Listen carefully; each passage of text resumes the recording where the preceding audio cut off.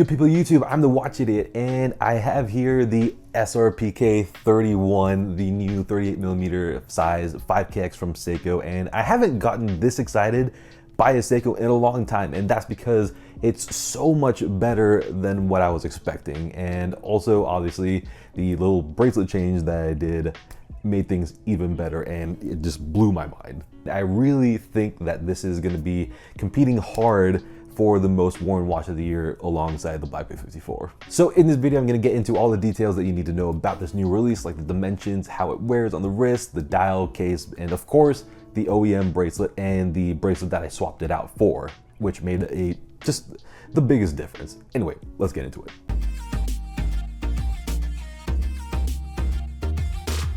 Okay, first off, as always, let's get into the dimensions because they're really important here because we've got ourselves a 37.9mm case with a 43.7mm lug-to-lug, which is quite small, but what's more important is that it's got a 36.7mm bezel width, and it's important because that's pretty much all you see when you look down at the watch. The polished case sides pretty much disappear, so this watch very much wears like a smallish 37mm watch with especially with the 43.7mm lug-to-lug. But despite the size, on the wrist it doesn't wear too small, mainly because of the 20mm lug, so that gives the watch a wider stance, and since the bracelet is normal size, it helps the watch wear not daintily. And yeah, if this had an 18mm bracelet, then it would have been overall just a little bit too small for me. Finally, we've got the thickness of 12.1mm, which is more than okay considering how Seiko cases curve inwards, so it feels really, really good on the wrist and just super comfortable as well. And since we can, here it is next to a Black Bay 54, and as you can see, it looks quite a bit smaller, and that's because the dial width is much smaller at 27.4mm versus 28.9mm, a full 1.5mm, and then the lug-to-lug is a much smaller 43.7mm versus 46mm, which is 2.3mm shorter. So yeah, the SRPK wears closer to a big 36mm watch versus the Black Bay 54, which wears more like a 38mm watch. Listen, I get that this size of dive watch on a 7.5mm wrist. On a 7.5-inch wrist is not the norm, but the addition of this new size is good to get more people with smaller wrists into dive watches while giving others like me and other people who just like smaller watches just more selection of watches. Seiko makes so many amazing 42 to 44mm watches that wear strangely well, and I own a bunch of them, but why not have a change? I'm enjoying this watch immensely, and it's giving me an experience that I'm not getting from my other bigger Seikos. And now onto the dial, and it is surprisingly good in almost like every single way. And I mean, honestly, it's one of the best executed dials from Seiko that I've seen under $1,000. The sunburst finish here looks really sharp, and it doesn't have that weird sort of matte look that I associate with cheaper watches. And also, I've seen it on other more expensive watches for that matter. So the color of the dial is very clearly not crisp white. It was never meant to be crisp white anyway, but I'm just glad that it's not super creamy either, because there was going to be a chance of it being too yellowy, and actually in some lights in real life it looks more silvery. While I would have preferred that this dial was a silver opalinish dial or a steel dial, I think that this color does make it look more casual and elegant, which is a nice change of pace, and it kind of reminds me of my SPG M221. But anyway, I think that this is a nice change, and it makes it a little bit less sporty, I suppose, which works well with the size and the bracelet. The hands and indices are raised in dark gray or black chrome, if you will, just like on my SPB313 Slim Turtle and my SPB265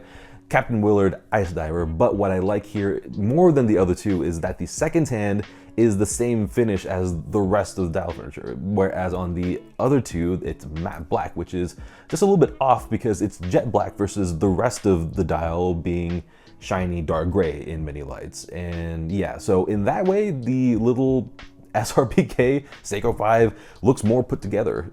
And a nice little unexpected detail is that the Seiko logo is metallic and raised, which is way more finesse than I would have expected from a watch like this at this price point. Finally, we have the bilingual day wheel in kanji, and it's just perfect. I love seeing the kanji characters so much, and I've talked about my love for bilingual day wheels before, but yeah, this just, man, it puts a smile on my face seeing this extra flourish. I want to keep wearing this every day just to see what the next kanji character is for that day. It's like an ever-changing dial element. So yeah, I'm in love with this dial, and obviously alongside the entire package, which I'll get into a little bit later on, but the way the color of the dial and hands complement each other while complementing the bezel color is just too good. So now onto the bezel, and in many photos it looks straight up gray, and in other photos it looks straight up black, and that got me a little bit worried that it would be just a black bezel with just random flashes of gray. But thankfully that's not the case. It is a dark gray bezel that always looks dark gray and not black, and in many lights it ends up being quite a bit lighter. So initially I was ready to bleach the bezel to ghost it and make it more light gray, but at this point, having seen it in all the lights, I'm not really rushing to do so because the bezel is gray enough for me, although I still might do it because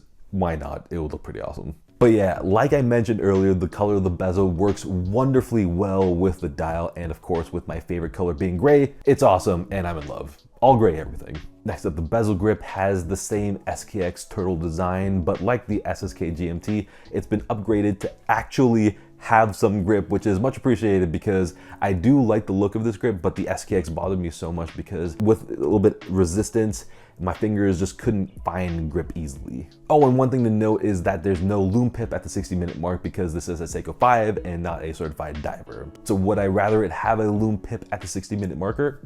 Yeah, obviously, but it's not really the end of the world because I rarely have to keep track of elapsed time in the dark, and I'm sure that there's gonna be a lot of other SKX 013 bezels out there that's gonna work perfectly fine on it. Although I'm not 100% sure on that, I will be finding out soon. And now the case is basically a smaller SKX case, as you would expect. However, compared to the SKX 013, the predecessor to this, the lugs are much more rounded off, which isn't a bad thing, obviously, but I would prefer the squared off lugs more just for the sake of change, and I think it just makes it look a little bit more tooly given the smaller size. But the main thing is that it's got drilled lugs, which just makes my life so much easier. And finally, it's got a Hardlex crystal. So yeah, if you hate Hardlex, you're gonna hate it, and if you're okay with it, then you're gonna be okay with it. I personally have never had any issues with any of my Seikos with Hardlex crystal, no scratches or anything, so given that I paid like $250 for this, I really couldn't possibly care less that it's not sapphire. I wouldn't want Seiko to bump up the price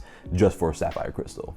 Okay, so now on to the bracelet, which I am so excited about because I swapped the OEM bracelet for the Uncle Straps, formerly Uncle Seiko 1450 bracelet, and this isn't sponsored by Uncle Straps in any way, and the link in the description is just a regular link, but in the notes, if you do order it, let them know that the Watch Idiot sent you. The main reason why this works is because the mid-link width of the Uncle Straps bracelet is the same as the mid-link opening in the SRPK end links. The end links on both bracelets are connected only by the spring bar, so all you have to do to swap the end links is pop out the spring bars and swap the end links, so that the original hollow end links that came on with the SRPK are now on the new Uncle Straps bracelet with the original Seiko spring bars connecting them. And when you do that, just pop them onto the watch and you're good to go. What makes this even more surprising is that there isn't any wiggle and there aren't any gaps as well. It literally looks like it came straight from Seiko. So yeah, I'm wearing this combination with 0 reservations. I mean, I still can't believe these few days later how OEM this looks, and I think that this suits the watch much better than the original bracelet, which is not great because it's not up to the already pretty low standards for a Seiko bracelet, especially at this price point. Yeah, the finishing is just a little bit off and it feels ever so slightly rough, I guess. It's weird though because the SSK GMT bracelet is way better, no doubt about it. And I'm not sure about the bigger 5KX's bracelet, but anyone who has one, please do chime in the comments because I'm really curious to see if they dropped the quality for this SRPK or if they just dropped it for that SRPE 5KX. So yeah, it's kind of a shame really because the watch head is so good, but the bracelet just doesn't match it in terms of quality. And yeah, thankfully this 1450 strap from Uncle Straps works, but we shouldn't have to spend money on a watch to make it feel good. Granted, even if the bracelet was good, I would have swapped it for this 1450 bracelet because I just like the look of it a lot more and it feels more comfortable and it feels more proportioned to the watch head. But still, in the end, I haven't gotten this experience with any other watch that I've owned. I mean, because how many creamy, white dialed, gray bezel, 37 to 38 millimeter watches are there out there? Yeah, I can't think of anything right now. So yeah, there you have it. Let me know down in the comments what you think about the SRPK31 and the new lineup, and also this bracelet swap. And yeah, if you enjoyed the video, go ahead and hit the like button and subscribe so that we can expand this community, spread the word about this really insane combination over here. And yeah, until the next video, good day.